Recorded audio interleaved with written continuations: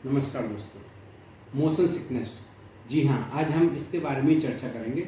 Motion यानी movement, sickness मतलब बीमारी। तो जैसा शब्द से ही पता चलता है, जब आप कार, बस, ट्रेन, हवाई जहाज या पानी के जहाज में यात्रा करते हैं और यदि आपको उल्टी जैसा लगता है या जी मचलाता है तो उसको मोशन सिकनेस बोलते हैं।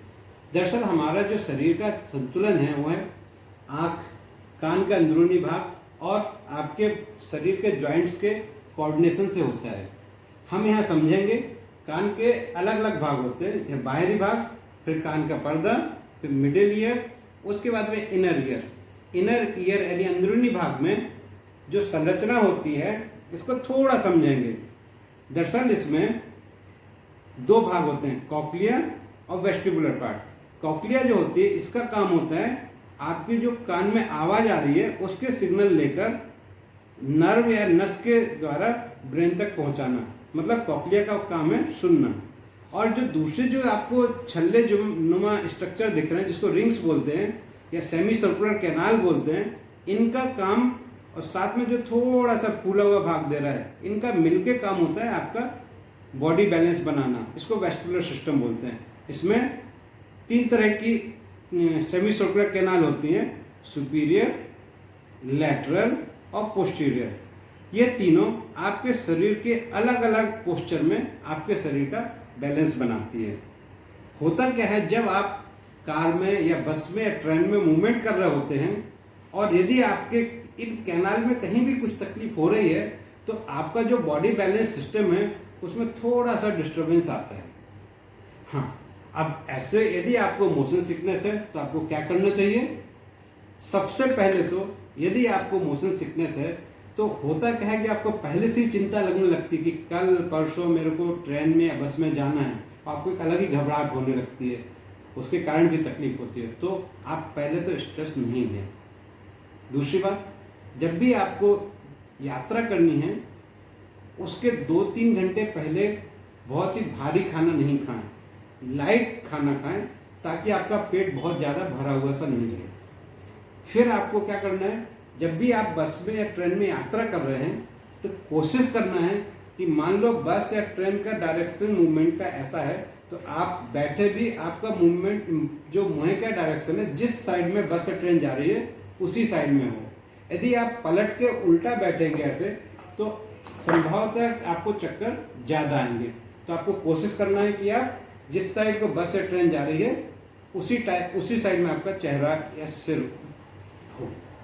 फिर आपको क्या करना है, हो सके तो आप खिड़की की साइड बैठें। हाँ, खिड़की खुली रखें लेकिन कोशिश करें खिड़की से बाहर ना झांकें। जब आप बाहर को झांकते हैं तो खिड़की के पास में जो चीज़ें हैं उनका मूवमेंट रिलेटिवली ज़्यादा तेज हो रहा होता है, ऐसा आपको लगता है, और आपकी नज़र उस पर स्टेबल नहीं हो पाती है तो भी आपको उल्टी जैसा या चक्कर जैसा लग सकता है। हाँ, यदि आप थोड़ा बहुत बाहर झांकते भी हैं तो कोशिश करें जो बहुत दूर चीज़ दिख रही है, जैसे कोई बहुत दूर पहाड़ी दिख रही है या कोई चांद दिख रहा है, तो उस पर आप नज़र अपनी स्थिर करेंगे तो भी चक्कर आने की संभावना कम रहेगी। वैसे आपको कोशिश करना है कि खिड़की के बाहर ना झांकें, आप अंदर की साइड ही देखें, जो स्थिर चीज़ें हैं उनके तरफ देखें। हाँ, सफ़र करते टाइम आप मोबाइल का उपयोग ना करें तो बेहतर है। बहुत बारीक अक्षरों की पढ़ाई ना करें तो बेहतर है, क्योंकि इससे भी आपको तकलीफ हो सकती है। एक बात और ध्यान रखनी है, अगर आपके साथ में बच्चे चल रहे हैं और बच्चों को भी ऐसी तकलीफ होती है तो कोशिश करें कि बच्चों का ध्यान किसी और चीज़ में भटकाएं, उनके साथ आप बातें करें, उनके साथ कोई छोटा मोटा गेम खेलें ताकि वो इंगेज रहें।